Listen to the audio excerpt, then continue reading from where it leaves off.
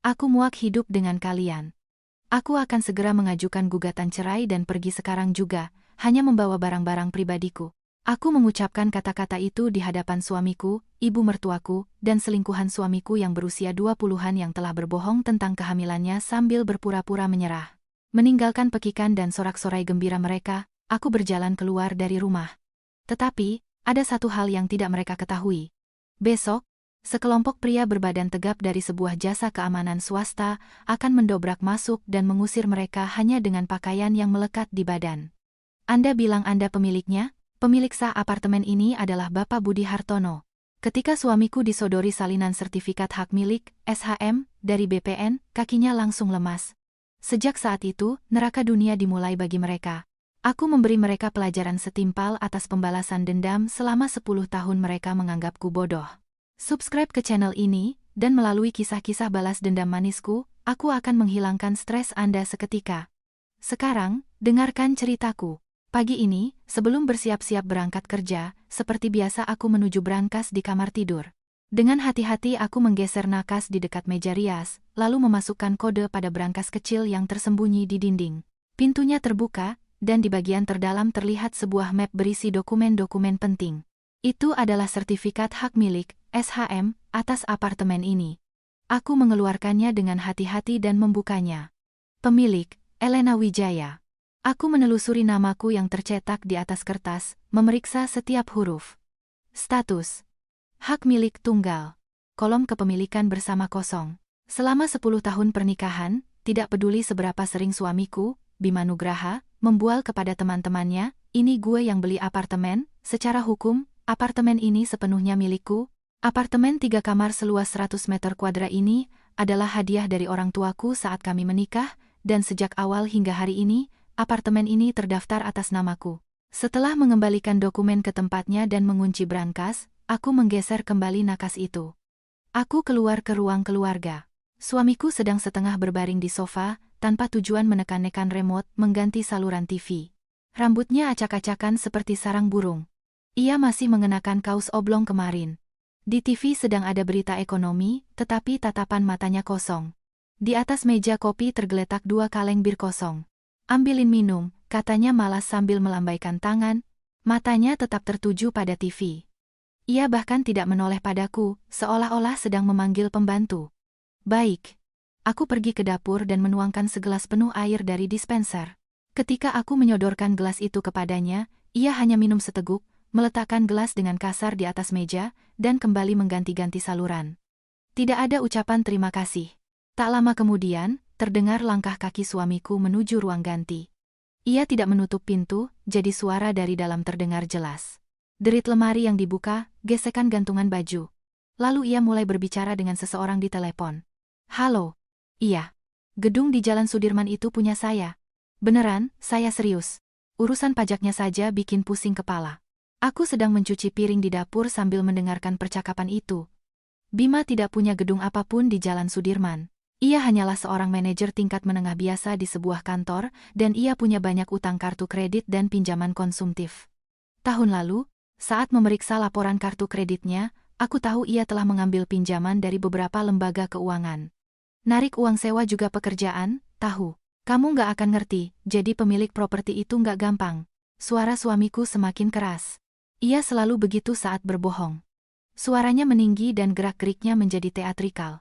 Kalau ada yang telat bayar, saya harus turun tangan sendiri. Kemarin saja saya pergi ke pusat kota, ketemu para penyewa.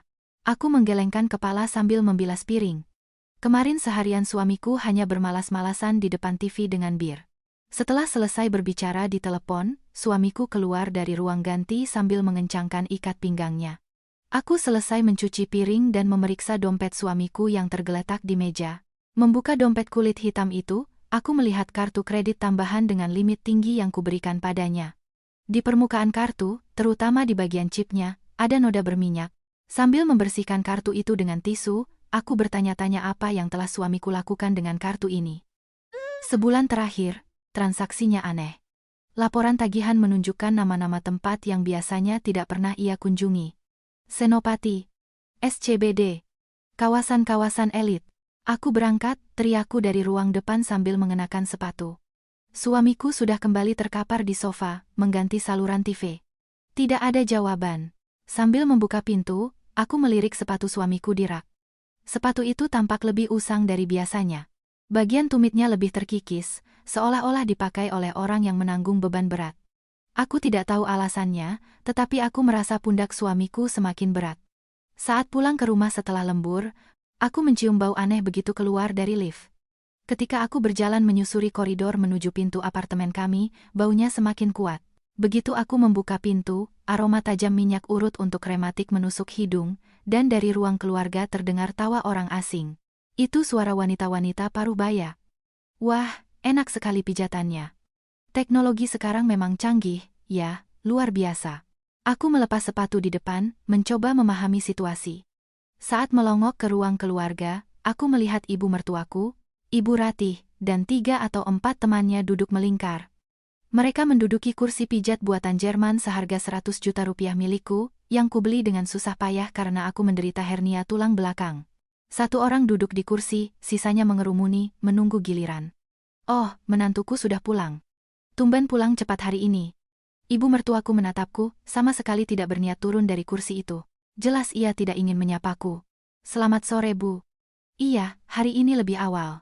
Aku menyapa dengan sopan, tetapi bukannya menjawab, ibu mertuaku malah menunjuk ke arah kulkas dengan dagunya, ambilkan sirup markisa dingin. Teman-teman ibu haus. Aku melempar tasku ke sofa dan berjalan ke dapur. Saat melintasi ruang keluarga, aku melihat teman-teman ibu mertuaku bergantian menggunakan kursi pijat. Mereka bahkan mengeluarkan alat rendam kaki hidroterapi milikku dan merendam kaki mereka di sana. Air di dalamnya keruh keabu-abuan, tetapi yang lebih parah, mereka dengan seenaknya mengoleskan minyak tubuh mahal dari Italia yang kupesan khusus dari Eropa ke tumit-tumit kaki mereka yang kasar. Satu botolnya seharga 3 juta rupiah. Berapa harga barang ini? Bagus sekali, kita juga harus beli, tanya salah satu temannya sambil menepuk-nepuk sandaran tangan kursi. Ia menekan semua tombol secara acak. Oh, ini hadiah dari menantuku. Dia perhatian sekali. Semua menantu zaman sekarang seharusnya memberikan hadiah seperti ini, ujar ibu mertuaku dengan bangga. Ia berbicara seolah-olah dirinya lah yang membeli atau pantas menerima hadiah itu. Aku membuka kulkas di dapur dan mengambil sebotol sirup. Aku merasakan tanganku sedikit gemetar. Aku mengambil 4 gelas, menuangkan sirup hingga penuh, dan menambahkan es agar lebih dingin. Silakan, diminum. Ketika aku membagikan minuman kepada teman-temannya, mereka meminumnya tanpa sedikit pun rasa terima kasih. Sebaliknya, wajah mereka seolah-olah itu adalah hal yang wajar. Hebat, menantumu. Menantu kami tidak pernah melayani kami seperti ini. Memang beda ya, kalau perempuan yang cari uang, gumam teman-temannya. Aku pura-pura mencuci piring di dapur sambil mendengarkan percakapan mereka. Baru setelah 1 jam, teman-temannya mulai berpamitan. Kapan-kapan kita harus kesini lagi, alatnya bagus sekali. Iya. Kita juga harus beli, atau suruh menantu kita yang belikan, kata mereka sambil tertawa. Teman-temannya keluar. Ibu mertuaku mengantar mereka sampai ke pintu. Datang lagi saja. Elenaku ini baik, dia tidak akan keberatan. Ibu mertuaku mengatakan itu tanpa meminta izinku. Setelah teman-temannya pergi, aku pergi ke ruang keluarga untuk membersihkan kekacauan mereka. Aku mengelap pelapis kulit kursi pijat dengan kain lembab, membuang air kotor dari alat rendam kaki. Di lantai, ada serpihan kulit mati dari tumit mereka. Saat membersihkan sela-sela bantal kursi pijat, aku merogoh ke dalam untuk membersihkan remah-remah, dan jariku menyentuh sesuatu yang keras, aku menariknya perlahan. Itu adalah jepit rambut dengan hiasan permata imitasi berwarna pink. Jelas bukan milik ibu mertuaku atau teman-temannya.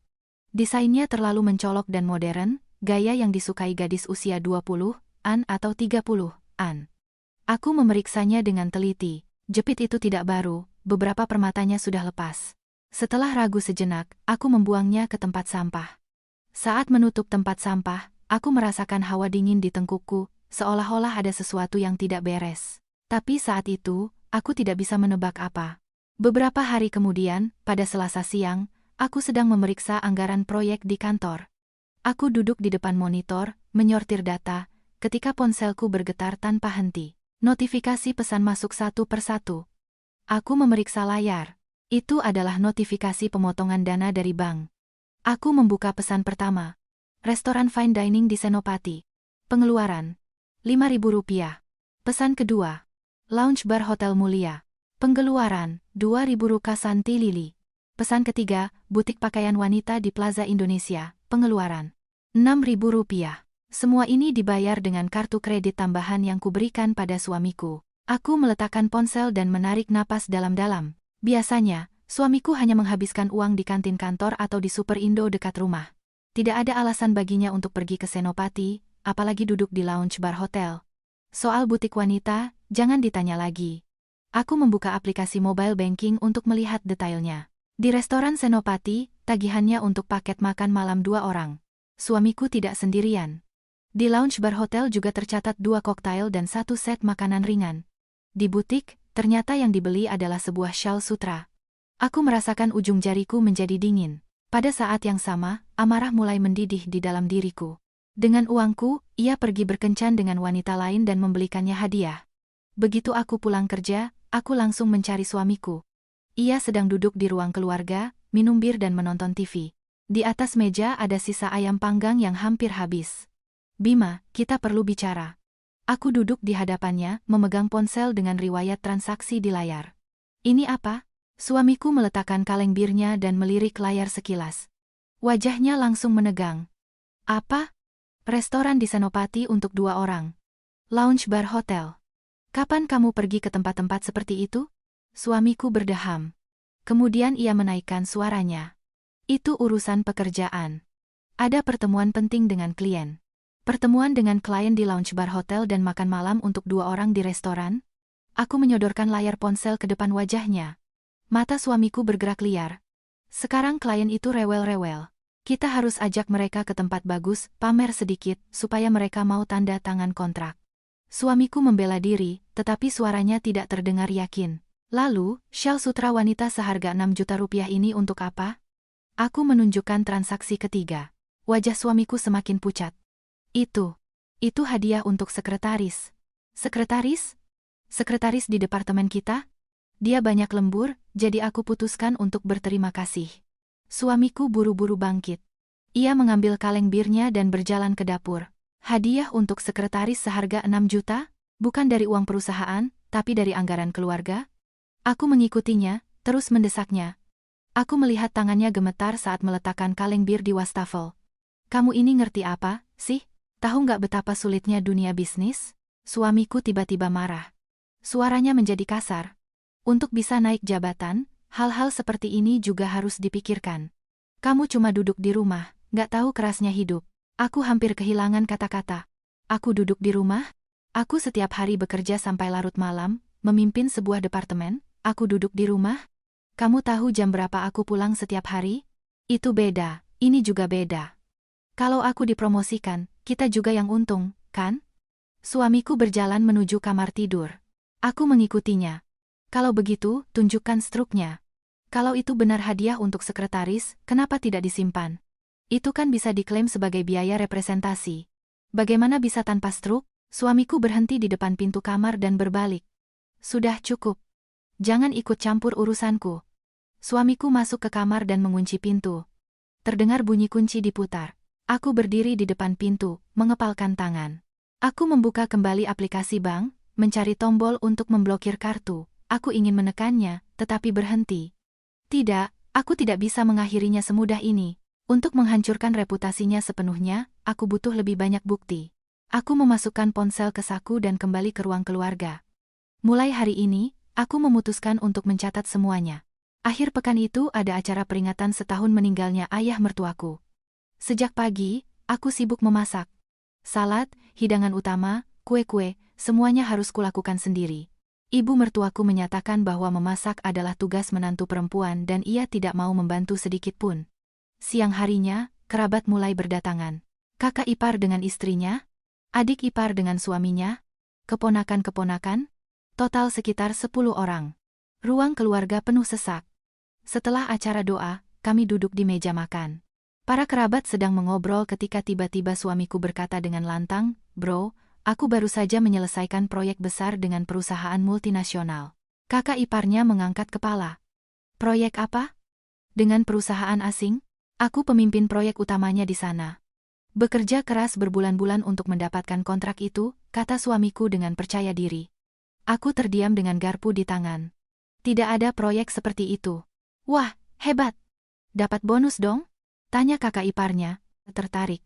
Tentu, jumlahnya besar sekali. Di perusahaan bilang, tanpa aku, proyek ini pasti gagal. Suara suamiku semakin lantang. Seluruh keluarga mendengarkannya dengan mulut terengah. Berapa bonusnya? Sela adik iparnya. Detailnya tidak bisa kusebutkan, tapi cukuplah untuk beli apartemen baru. Suamiku tersenyum penuh arti. Para kerabat terkesiap kagum. Aku tidak bisa menelan makananku. Kebohongan suamiku menjadi semakin besar. Di kantor, ia adalah manajer abadi yang tidak pernah masuk daftar promosi. Persis seperti ayahnya, anakku. Sejak kecil sudah pintar, timpal ibu mertuaku. Elena, sekarang kamu bisa tenang. Suamimu penghasilannya besar. Sudah waktunya kamu melahirkan, karena tidak ada masalah uang lagi, cepatlah hamil. Semua kerabat menatapku. Aku menundukkan kepala. Tunggu sebentar lagi. Tunggu apa lagi? Usiamu sudah berapa? 38 tahun itu sudah berisiko tinggi untuk melahirkan, sindir ibu mertuaku. Perempuan zaman sekarang hanya memikirkan karier, tidak mau punya anak, sahut istri kakak ipar. Elena hanya suka bekerja. Dia juga dihargai di kantornya. Suamiku mencoba mengalihkan pembicaraan. Saat itu, ponsel suamiku berbunyi. Layar ponsel yang tergeletak di meja menyala. Terlihat nama penelepon, HRD, Julia. Tapi di samping nama itu ada emoji hati. Aku melirik dan melihatnya. Mungkin yang lain juga menyadarinya. Suamiku buru-buru meraih ponselnya. Wajahnya sempat pucat sesaat. Oh, dari kantor. Mungkin ada urusan mendesak. Suamiku hendak menekan tombol jawab, tetapi ia malah menolaknya. Aku ke toilet dulu. Suamiku bangkit dan pergi ke kamar mandi. Ia berjalan cepat. Tentu saja, aku bangkit dan mengikutinya. Aku berdiri di koridor dekat kamar mandi, menahan napas. Terdengar suara pintu ditutup. Tak lama kemudian, suamiku menelepon kembali. Suara air dari kloset yang disiram terdengar keras. Di balik suara itu, terdengar suara suamiku. Sayang, aku lagi sama keluarga sekarang. Suaranya sangat berbeda dari biasanya, lembut dan mesra. Tunggu sebentar, ya, aku segera keluar. Aku menyandarkan punggung ke dinding. Jantungku berdebar kencang. Iya, kangen. Aku juga. Suara air disiram lagi. Suamiku terus berbicara sambil terus menekan tombol flash. Besok kita ketemu, aku sudah pesan tempat yang bagus. Aku mengepalkan tangan begitu erat hingga kuku-kukuku menancap di telapak tangan, terdengar suara kunci dibuka. Aku cepat-cepat lari ke dapur, berpura-pura sedang mencuci piring. Airnya nggak lancar, kayaknya rusak, dalih suamiku saat kembali ke ruang keluarga. Harus panggil tukang ledeng, jawab ibu mertuaku. Suamiku kembali duduk dan melanjutkan obrolannya dengan kerabat. Tapi aku tidak bisa berada di sana lagi. Aku mau selesaikan cuci piring dulu. Aku masuk ke dapur dan membasuh wajah dengan air dingin. Di cermin, wajahku tampak mengerikan. Harje. Yulia, Emoihachi, panggilan sayang semua kepingan puzzle mulai menyatu. Pada Selasa malam pukul 19.00, aku pulang setelah lembur. Aku keluar dari stasiun MRT dan berjalan menuju kompleks apartemen kami ketika ponselku berdering. Itu ibu mertuaku, Ibu Ratih. Elena, kamu di mana sekarang? Lagi jalan pulang, Bu. Ada apa? Oh, bagus. Ibu kebetulan ada di dekat lobi apartemenmu. Aku berhenti. Ibu mertuaku hampir tidak pernah datang tanpa pemberitahuan. Kenapa ibu tiba-tiba datang? Ada urusan mendesak. Cepat ke sini. Sambungan terputus. Aku punya firasat buruk. Saat mendekati lobi, aku melihat ibu mertuaku berdiri di samping seorang wanita muda dengan koper besar. Wanita itu berusia sekitar 25,29 tahun. Rambutnya lurus panjang, riasannya tebal. Ia mengenakan gaun hitam yang roknya jauh di atas lutut. Bu, ini siapa? Tanyaku pada ibu mertuaku. Orang asing itu menatapku dari ujung kepala sampai ujung kaki. Ini Julia, anak teman lama ibu. Ibu mertuaku memperkenalkan gadis itu. Selamat malam. Gadis bernama Julia itu mengangguk singkat. Suaranya lebih tinggi dari yang kuduga. Julia datang ke Jakarta untuk wawancara kerja. Zaman sekarang kan rawan. Ibu takut membiarkannya tinggal di kos-kosan, lanjut ibu mertuaku. Lalu, aku sudah bisa menebak arah pembicaraan ini. Biarkan dia menginap di tempat kalian selama seminggu. Ibu punya utang budi pada temanku. Ibu mertuaku mulai memasang wajah memelas, seperti akting yang buruk. Bu, ini terlalu mendadak, kataku, menunjukkan ketidaksenanganku. Aku tidak ingin ada orang asing di rumah. Elena, tolonglah. Reputasi ibu di depan teman ibu dipertaruhkan. Ibu mertuaku meraih tanganku. Saya akan berikan uang untuk hotel, itu lebih baik. Bukan masalah uang, tapi keamanan. Kamu tidak nonton berita? Bahaya bagi gadis muda sendirian di kos-kosan, ibu mertuaku menaikkan suaranya. Aku menatap Julia lagi. Dari tatapannya, aku merasakan sesuatu yang lengket dan tidak menyenangkan, seolah-olah ia menginginkan sesuatu. Benar hanya seminggu? Setelah itu bagaimana? Begitu wawancaranya selesai, dia akan langsung pulang ke Surabaya. Benar kan, Julia? Ibu mertuaku menatap Julia. Iya, rencananya minggu depan saya pulang. Maaf merepotkan. Julia menundukkan kepala, tetapi tidak ada sedikit pun penyesalan dalam suaranya. Aku ragu sejenak. Sulit menolak di bawah tekanan ibu mertuaku. Baiklah, tapi tepat seminggu. Terima kasih, Elena. Kamu memang menantu emas. Ibu mertuaku menggenggam tanganku erat. Di dalam lift, aku mengamati Julia. Ia terus-menerus memeriksa bayangannya di cermin. Bahkan memoles kembali lipstiknya. Untuk seseorang yang datang untuk wawancara kerja, penampilannya terlalu mencolok. Ketika kami masuk ke apartemen, suamiku, Bima, sedang minum bir di ruang keluarga. Melihat Julia, raut wajah suamiku berubah, matanya berbinar. Bu, ini siapa? Suamiku berdiri. Berbeda dari biasanya, ia merapikan pakaiannya. Ini Julia, anak teman ibu. Akan tinggal beberapa hari, jelas ibu mertuaku. Selamat malam. Julia menyapa suamiku. Aku tidak melewatkan tatapan yang dilontarkan Julia pada suamiku. Itu bukan tatapan pada orang asing. Ya, selamat malam. Anggap saja rumah sendiri. Suamiku juga menjawab lebih sopan dari biasanya. Sebenarnya, semua ini adalah sandiwara. Julia bukan anak teman ibu mertuaku. Ia adalah staf HRD di perusahaan suamiku, seorang karyawan kontrak. Ibu mertuaku dan suamiku merancang sandiwara ini untuk membawanya masuk ke rumah, menipuku. Tapi saat itu, aku sama sekali tidak tahu. Kamu bisa tidur di kamar tamu. Aku mengantar Julia. Terima kasih. Sekali lagi maaf, Julia membungkuk lagi. Tapi saat itu, aku melihat sudut bibirnya sedikit terangkat membentuk senyuman licik. Mulai keesokan harinya, kehidupan aneh serumah dimulai. Julia berangkat lebih pagi dariku, katanya pergi wawancara, tapi ada yang aneh. Kosmetik Julia di meja rias tetap di tempat yang sama, tidak ada tanda-tanda digunakan. Sebelum berangkat kerja, aku memeriksa ruang keluarga. Di rak, ada kamera mini yang baru saja kupasang, konon untuk mengawasi anjing yang belum kami miliki. Kamera itu mencakup ruang keluarga dan pintu kamar tidur. Untuk berjaga-jaga, gumamku pada diri sendiri dan memeriksa apakah kameranya berfungsi. Di aplikasi ponsel, gambarnya jelas. Setibanya di kantor, sambil bekerja, aku sesekali membuka aplikasi itu. Sekitar pukul 10.00 pagi, Julia muncul di kamera. Bukankah dia pergi wawancara, tapi sudah kembali? Yang lebih mengejutkan adalah apa yang terjadi selanjutnya. Kamera merekam Julia masuk ke ruang pakaianku. Semenit kemudian, ia keluar mengenakan blazer Chanel kesayanganku, berpose di depan cermin. Apa yang dia lakukan? Bisikku di meja kerjaku. Julia berjalan-jalan di ruang keluarga dengan pakaianku, menyentuh barang-barangku, duduk di kursi pijat, merasa seperti pemilik rumah. Saat makan siang, aku memeriksa kamera lagi. Julia masih di rumah. Kali ini, ia menggeledah kulkas di dapur, memakan keju impor mahalku. Sekitar pukul 15.00, gambar berubah. Julia tiba-tiba berganti pakaian, melepas blazerku, mengenakan gaun hitamnya, dan merias wajahnya kembali. Ia berpura-pura baru saja pulang dari luar. Bulu kuduku merinding. Perilakunya benar-benar diperhitungkan. Ketika aku pulang malam harinya, Julia sedang menonton TV di ruang keluarga. Bagaimana wawancaranya? Tanyaku sengaja. Oh, diundur. Besok harus datang lagi. Julia berbohong tanpa berkedip. Oh, begitu. Aku pergi ke dapur dan memeriksa kulkas. Keju imporku berkurang setengah. Setelah makan malam, aku pergi ke kamar tidur. Ada yang tidak beres. Spray di tempat tidur kusut dengan cara yang aneh. Pola lipatannya berbeda dari caraku merapikannya pagi tadi. Aku mengangkat bantal dan menciumnya. Tercium aroma parfum yang tidak pernah kupakai. Manis dan menyengat. Seseorang jelas-jelas telah berbaring di ranjang ini.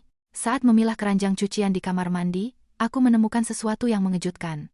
Di antara celana dalam suamiku, terselip pakaian dalam berenda. Jelas milik wanita dan bukan milikku. Aku mengambilnya dan memeriksanya. Rendah pink, pita kecil, desain untuk anak usia 20-an. Rasa mual naik ke tenggorokanku. Aku hampir muntah di kloset. Saat itulah aku mengambil keputusan. Aku harus menangkap basah mereka. Dugaan saja tidak cukup. Keesokan paginya, aku mengambil cuti. Aku berbohong pada suamiku bahwa aku akan pergi dinas ke Bandung selama 2 hari. Ada pertemuan dengan mitra bisnis. Aku akan kembali besok malam. Oh, hati-hati di jalan, jawab suamiku acuh tak acuh. Sepertinya ia malah senang. Aku memasukkan beberapa pakaian ke dalam tas kecil, berpura-pura benar-benar akan pergi. Aku berangkat, ya. Saat keluar, aku juga berpamitan pada Julia. Iya. Hati-hati di jalan, jawab Julia sambil tersenyum. Senyumnya terasa menyeramkan. Aku menyewa kamar di sebuah hotel melati tidak jauh dari rumah dan membiarkan aplikasi kamera tetap menyala, merekam 24 jam. Kali ini, aku memutuskan untuk merekam semuanya. Malam ini, kebenaran akan terungkap. Keesokan paginya pukul 09.00, aku duduk di sebuah kafe dekat rumah dan menyalakan laptop. Waktunya memeriksa rekaman semalam. Aku memesan americano dan duduk di pojok. Untungnya, kafe itu sepi. Aku membuka file rekaman, dan di layar muncul waktu, kemarin, 22.00. Di ruang keluarga, ada suamiku Bima, ibu mertuaku Ibu Ratih, dan Julia. Di meja ada buah-buahan dan makanan ringan, suasananya seperti rapat keluarga. Aku memakai headphone dan menyalakan suaranya. Nah, karena Elena tidak ada, kita bisa bicara bebas, ibu mertuaku memulai. Bu, apa kita yakin boleh melakukan ini? Tanya suamiku hati-hati. Tentu saja. Sampai kapan kamu mau berada di bawah kendali perempuan itu? Suara ibu mertuaku menjadi dingin. Tanganku yang memegang cangkir kopi bergetar. Aku tersinggung dengan sebutan perempuan itu. Di layar, Julia mengeluarkan sesuatu dari tasnya. Sebuah kotak kecil. Alat tes kehamilan. Julia, coba lihat. Ibu mertuaku mengulurkan tangan. Julia memberikan alat tes itu. Ibu mertuaku melihatnya dan bertepuk tangan. Wah, 2 garis. Kamu hamil? Iya, Bu. Sudah 5 minggu. Julia tersenyum malu-malu. Aku menekan tombol jeda. Hamil anak suamiku. Kepalaku pening. Aku menekan tombol putar lagi. Bima, jadi apa yang akan kamu lakukan? Ibu mertuaku menatap suamiku. Menceraikan Elena dan menikahi Julia, jawab suamiku dengan tenang.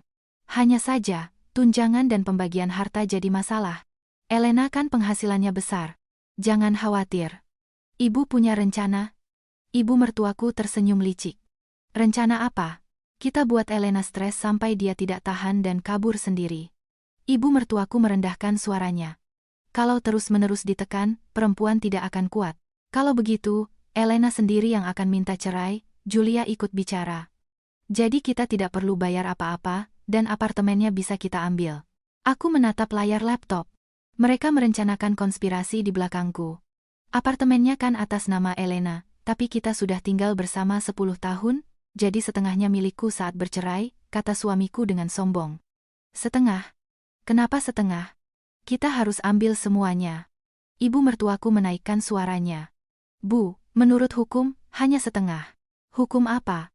Kalau kita main cerdik, semuanya bisa jadi milik kita, kata ibu mertuaku dengan tegas. Bagaimana caranya? Julia bertanya, tertarik. Kita harus buat Elena stres berat sampai dia tidak bisa berpikir jernih, lalu kita sodorkan surat cerai tanpa syarat apapun. Rencana ibu mertuaku semakin detail.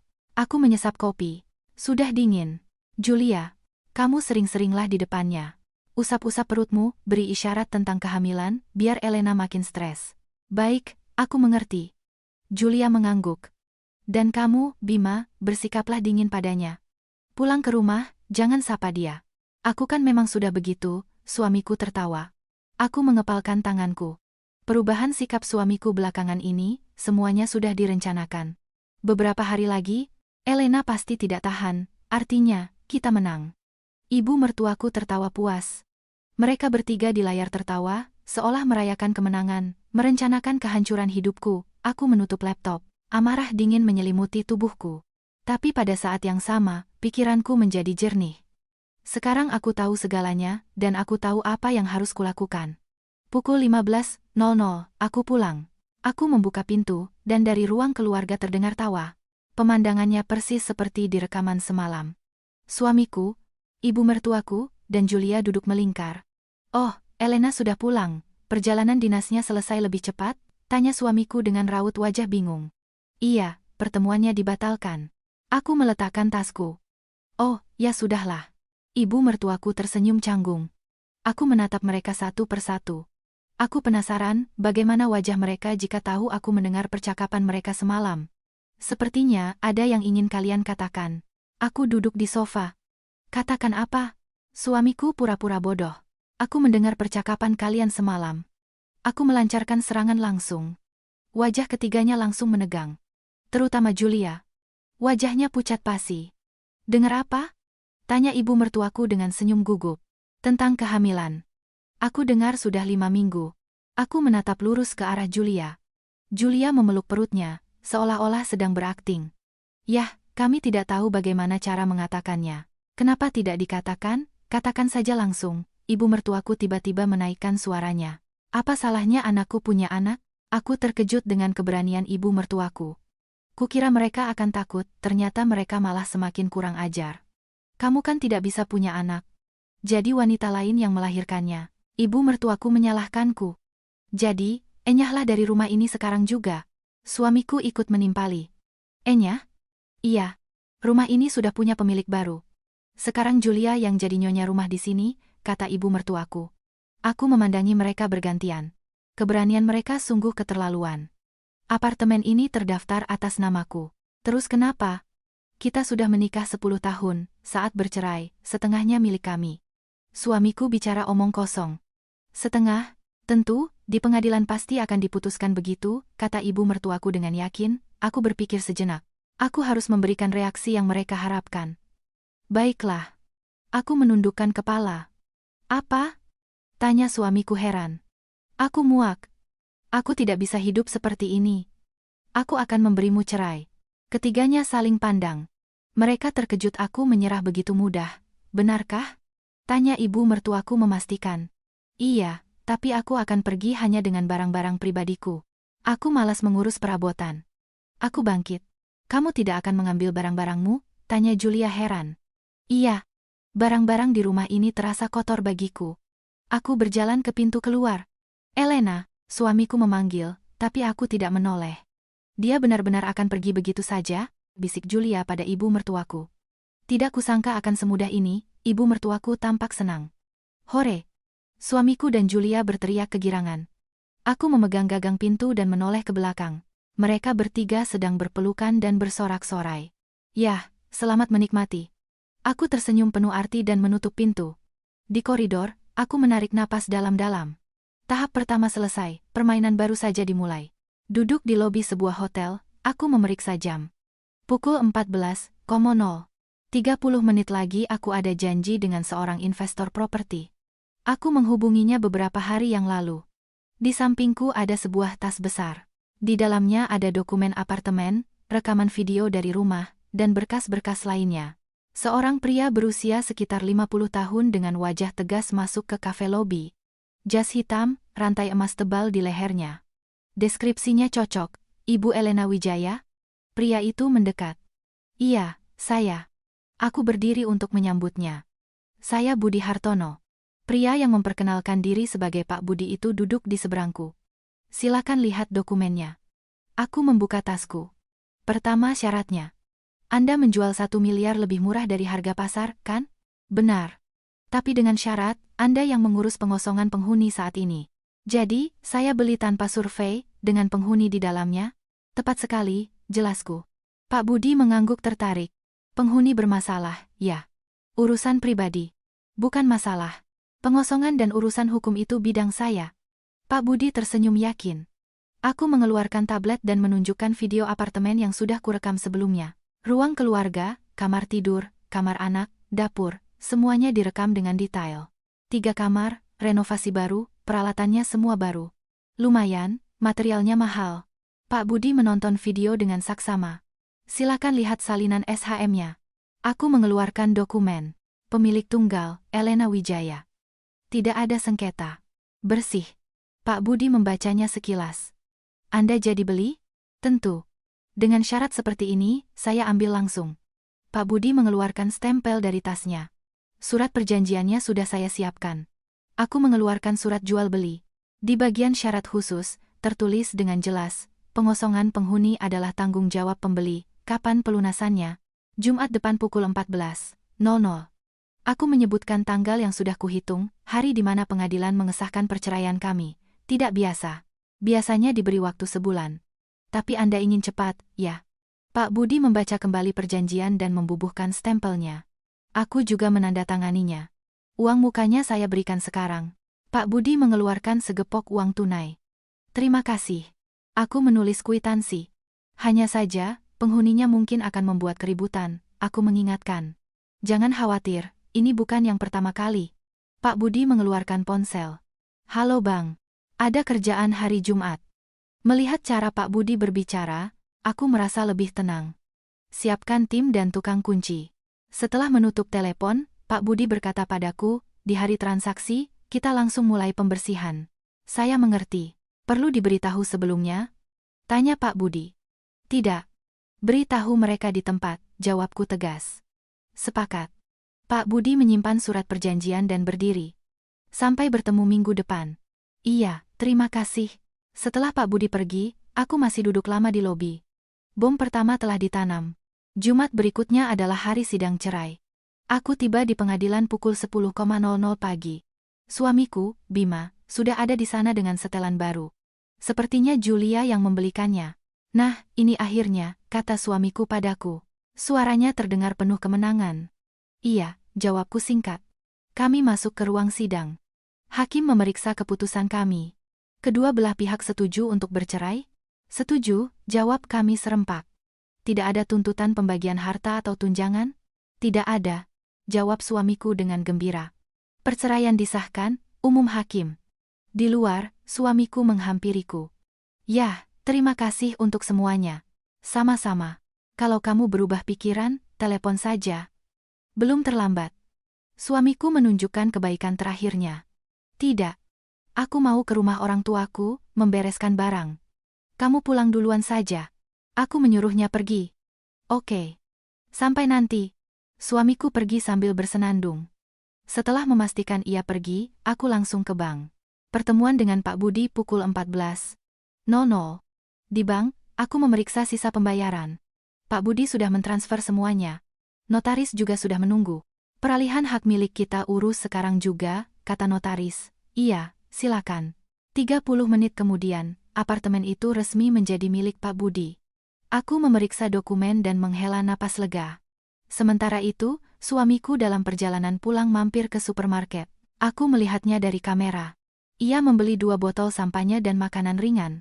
Wajahnya berseri-seri. Pukul 14.30, 2 mobil van hitam milik Pak Budi tiba di apartemen. 6 pria berbadan tegap keluar. Tukang kunci sudah siap? Tanya Pak Budi. Siap, Pak. Mulai. Tukang kunci mulai membongkar kunci pintu. Dengan peralatan profesional, hanya butuh 10 menit. Mereka memasang kunci baru dan mengganti kodenya. Pukul 15.00, suamiku kembali dari toko dengan kantong belanjaan. Ia memasukkan kode di pintu. Pintu tidak terbuka. Loh? Suamiku mencoba lagi. Tidak terbuka. Ada apa ini? Suamiku panik dan mencoba beberapa kali. Tiba-tiba dari dalam terdengar suara pria yang berat. Siapa di sana? Saya pemilik apartemen ini. Pintunya tidak bisa dibuka, kata suamiku melalui interkom. Pintu terbuka. Di ambang pintu berdiri Pak Budi dan anak buahnya. Di tangan Pak Budi ada salinan SHM. Pemilik, katamu, coba lihat ini. Pak Budi menyodorkan kertas itu ke wajah suamiku. Pemilik. Budi Hartono. Itu saya. Wajah suamiku memucat. Apa-apaan ini? Ini apartemen saya. Bukan. Siang ini, hak miliknya sudah beralih ke saya, jelas Pak Budi dengan tenang. Dari dalam apartemen terdengar jeritan. Suara ibu mertuaku dan Julia. Ada apa? Siapa yang masuk? Perampok. Anak buah Pak Budi menyeret mereka keluar. Ibu mertuaku mengenakan piyama, Julia hanya mengenakan pakaian dalam. Ibu. Suamiku mencoba menerobos, tetapi seorang pria menahannya. Di koridor, barang-barang dan perabotan mereka dilempar keluar. Pakaian, selimut, bahkan kulkas pun diseret keluar. Apa yang kalian lakukan? Ini penyusupan ilegal, teriak suamiku. Ilegal? Ini pengosongan legal. Surat perjanjiannya ada, semuanya sah. Pak Budi menunjukkan berkas-berkasnya. Para tetangga keluar ke koridor untuk menonton. Beberapa merekam dengan ponsel. Memalukan sekali. Ada apa di apartemen mereka? Bisik para tetangga. Julia, dengan gaun tidur tipisnya, menutupi wajah. Ibu mertuaku duduk di lantai dan menangis. Aku menyaksikan semua ini dari mobilku di tempat parkir, sambil menyeruput kopi yang sudah dingin. Aku memakai kacamata hitam dan menyalakan mesin. Tidak perlu menonton lebih lama lagi. Bom kedua telah meledak dengan sukses. Pintu terbuka lebar, dan Pak Budi bersama anak buahnya melangkah maju. Pak Budi memegang salinan SHM. Di belakangnya, 5 pria berpakaian hitam berdiri seperti tembok. Pemilik ya, baca ini. Pak Budi menyorongkan kertas itu ke wajah Bima. Pemilik. Budi Hartono. Pukul 14.00 hari ini, kepemilikan beralih ke saya. Suamiku merebut kertas itu, membacanya, tangannya gemetar. Ini tidak mungkin. Elena tidak mungkin. Ibu Elena Wijaya secara pribadi menandatangani perjanjiannya. Ini, Pak Budi menunjukkan surat perjanjian.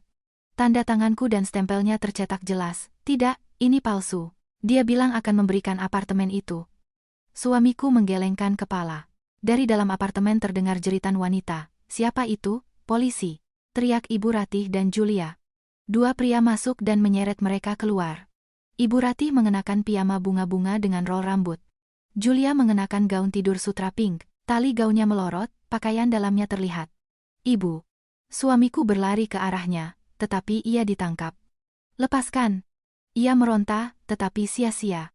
Bima, ada apa ini? Kenapa ada preman di rumah kita? Ibu Ratih menangis. Aku tidak tahu, Bu. Elena menjual apartemennya. Menjual? Suara Ibu Ratih melengking. Anak buah Pak Budi mulai melempar barang-barang ke koridor. Pakaian dan bantal beterbangan. Cairan pembersih gigi palsu Ibu Ratih, kosmetik Julia, bergelimpangan di lantai.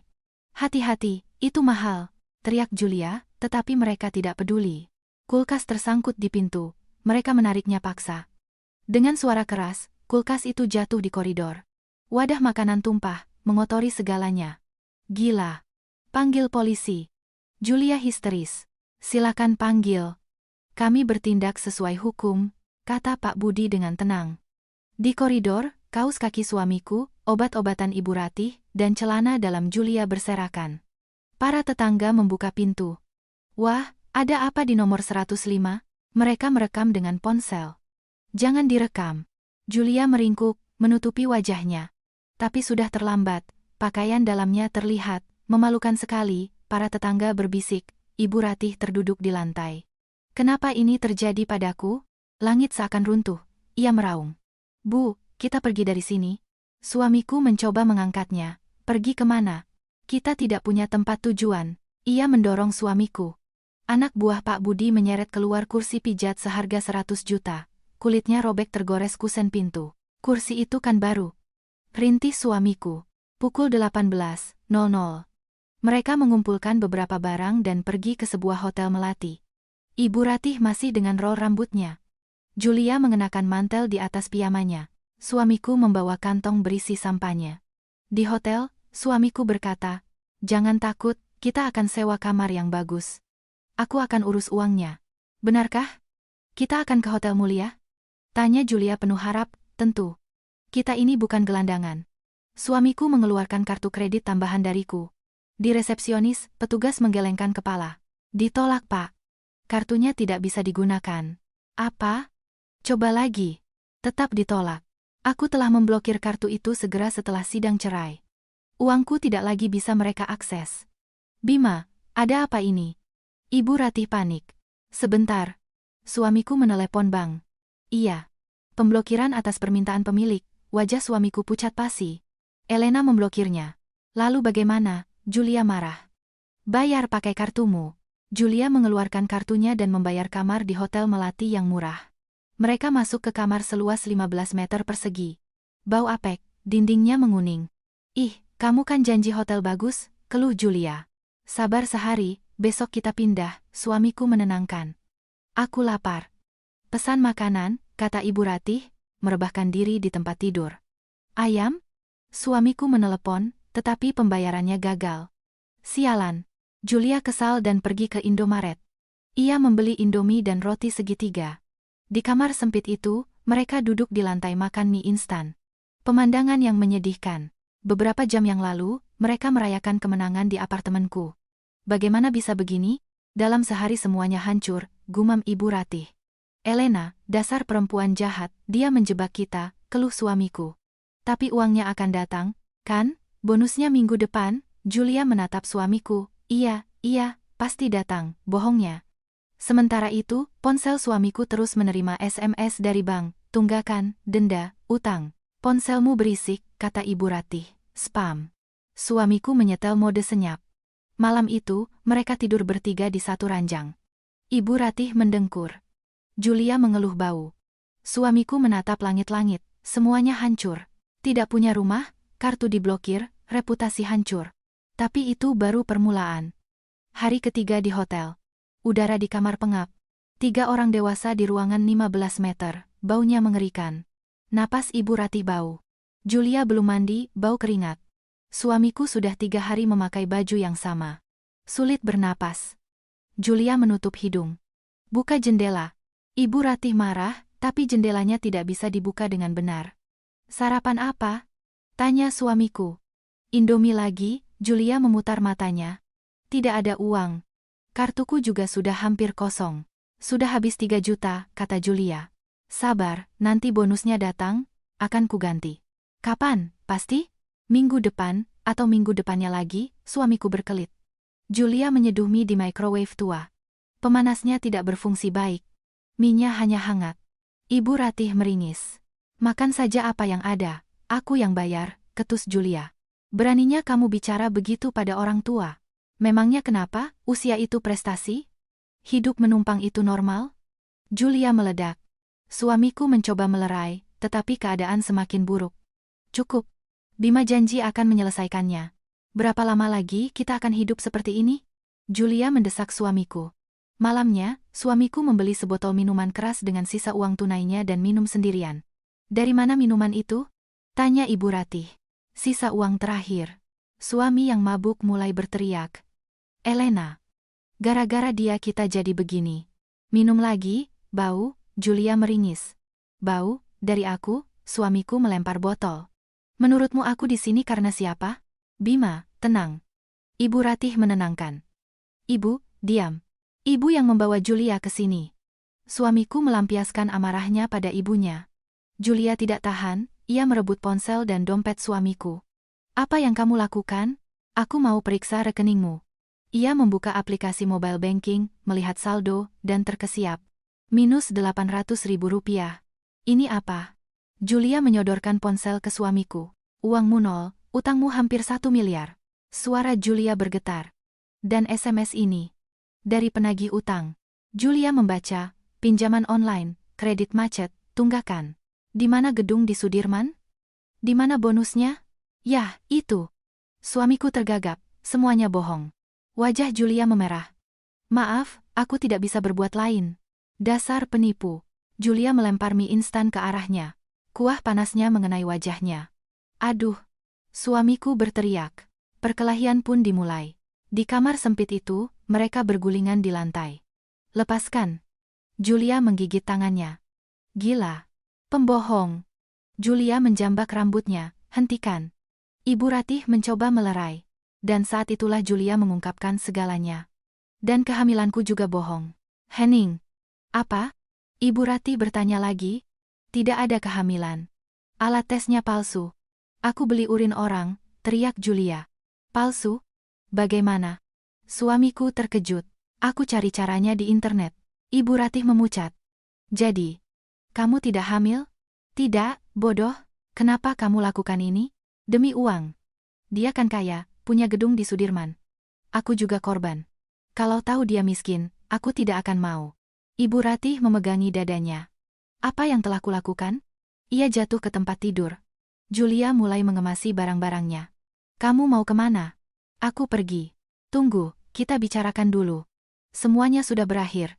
Julia mendorongnya dan melihat jam tangan Rolex di pergelangan suamiku. Hadiah pernikahanku. Berikan jam tangan itu. Sebagai kompensasi. Ia mencoba merebut jam itu. Tidak, jangan. Suamiku menyembunyikan tangannya. Kembalikan uangku untuk hotel. Mereka berkelahi lagi, celana suamiku melorot. Hanya dengan celana dalam, ia bergulat dengan Julia. Julia berhasil merebut jam tangan itu. Selesai, ia memasukkannya ke tas. Kembalikan. Suamiku dengan celana dalamnya mengejarnya, tetapi Julia sudah lari keluar pintu. Ia berlari ke koridor, tetapi dengan celana dalam, ia tidak bisa lari jauh. Julia. Ia sudah masuk lift. Di kamar, tersisa Ibu Ratih yang pingsan dan suamiku yang hanya bercelana dalam di lantai. Pemilik hotel datang. Bayar perpanjangan kamarnya. Henning, semuanya sudah berakhir. Senin, pukul 7 pagi. Bima, dengan kemeja kotor dan celana kusut, tiba di kantor. Janggutnya belum dicukur, rambutnya berminyak, tidak ada tempat untuk mandi. Ibunya ia titipkan di rumah sakit. Di lobi kantor, ia dihentikan oleh satpam. Bapak Bima Nugraha? Iya, saya. Ada apa? Kartu akses Anda diblokir, diminta oleh bagian keamanan. Kenapa? Dari lift, keluar kepala HRD dengan sebuah map. Bima. Saya kepala HRD. Selamat pagi, Pak. Silakan dibaca. Ia mengeluarkan surat. Surat pemberitahuan pemecatan. Dipecat? Karena apa? Penyalahgunaan kartu kredit perusahaan. Laporan perjalanan dinas fiktif, penggelapan. Fiktif? Saya tidak melakukannya. Restoran di Senopati. Hotel mulia. Butik di Plaza Indonesia. Ini untuk pekerjaan? Kepala HRD menunjukkan laporan tagihan. Wajah suamiku menjadi kelabu. Itu adalah pengeluarannya untuk Julia dengan kartuku.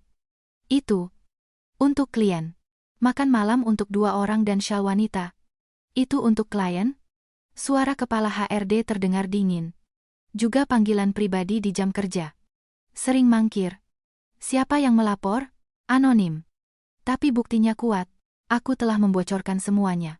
Laporan tagihan, rekaman percakapan dengan Julia dari telepon kantor, pesangon Anda ditahan untuk mengganti kerugian perusahaan. Ditahan? Lalu saya hidup dari apa? Suamiku merengek. Itu masalah Anda. Saat makan siang, karyawan lain keluar dan melihatnya bersama satpam. Bima kenapa? Katanya penggelapan. Dipecat. Gosip menyebar. Suamiku menutupi wajahnya dengan tangan. Silakan tinggalkan area ini. Satpam mengawalnya keluar gerbang dan mendorongnya. Sepatunya terlepas. Ia berdiri dengan satu kaus kaki di atas aspal. Pukul 16, Komo Songko, ia datang ke kantorku, duduk di tangga. Orang-orang meliriknya. Aku keluar dari kantor dengan setelan rapi dan tasku. Aku melihatnya dan berhenti. Ia berlari ke arahku. Elena. Elena. Anda mau apa? Tanyaku dingin. Ia berlutut. Orang-orang yang lewat menonton, maafkan aku mohon. Ia memegangi celanaku, berdiri. Orang-orang melihat. Aku menarik tanganku. Beri aku kesempatan. Aku salah, ia menangis. Salah apa? Selingkuh, berbohong, semuanya. Dan ingin merebut apartemenku. Mengusirku. Aku menyebutkan semua faktanya. Aku sudah mengajukan gugatan pada selingkuhanmu dan menuntutmu untuk ikut menanggung semua utang. Wajahnya memucat. Gugatan pada Julia dan kamu. Untuk kerugian moral. Elena, tolong. Ia mencoba meraihku lagi. Aku memberi isyarat pada satpam. 2 pria berbadan tegap mendekat. Tolong bawa dia pergi. Jangan. Mereka menyeretnya. Elena. Aku tidak menoleh. Aku masuk ke gedung, melirik dari balik kaca. Ia duduk di trotoar dan meraung. Orang-orang memotretnya. Aku menekan tombol lift. Keadilan telah ditegakkan. 3 minggu kemudian, aku pindah ke apartemen mewah di kawasan SCBD. Lantai kaksiku mentavisi. Keamanan 24 jam. Langit-langit tinggi. Aku membeli perabotan baru. Sofa Italia, meja Jerman. Tidak ada barang lama yang kubawa. Di akhir pekan pertama, aku berbaring di sofa. Henning. Tidak ada dengkuran, tidak ada gerutuan ibu mertuaku. Musik Bach mengalun.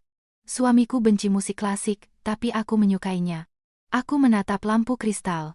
Kulkas penuh, keju brie, anggur, buah-buahan. Hal-hal yang dilarang ibu mertuaku karena mahal. Malamnya, aku bermain golf. Dengan pelatih pribadi. Pundakku terasa lebih tegap. Aku memukul bola. Stresku hilang. Lalu aku ke klinik kecantikan. Kulit Anda kering, stres. Memang. Aku melakukan perawatan. Wajahku bersinar. Aku menelepon teman-teman kuliah. Elena. Lama tidak terdengar. Maaf, aku menghilang. Ayo kita bertemu, makan siang hari Minggu. Di daftar blokir ponselku. Ibu mertua, suami, kerabat.